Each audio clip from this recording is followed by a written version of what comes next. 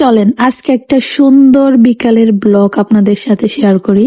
আসসালামু আলাইকুম এভরিওয়ান, সবাই আশা করতেছি ভালো আছেন। আমরা আলহামদুলিল্লাহ অনেক ভালো আছি।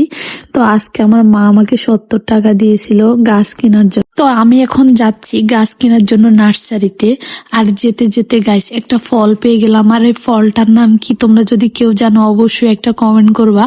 তো আমি আজকে সব ভয়ঙ্কর রাস্তা পাড়ে দিয়ে আসতেছিলাম। আসলে আমি যদি মেন রাস্তা দিয়ে আসতাম তাহলে খুব সহজে আসতে পারতাম, কিন্তু আমি বাড়ির পিছনে একদম বাগান টাগান সব পার হয়ে এখন চলে আসছি মেন রাস্তায়।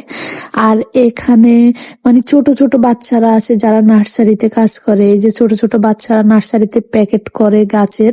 আর ওই যে পুকুরের ওই পার থেকে আমাদের ঘর দেখা যাচ্ছে।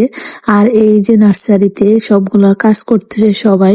আর এই নার্সারিটা হচ্ছে আমাদের বাড়ির পাশে অনেক বড় নার্সারি।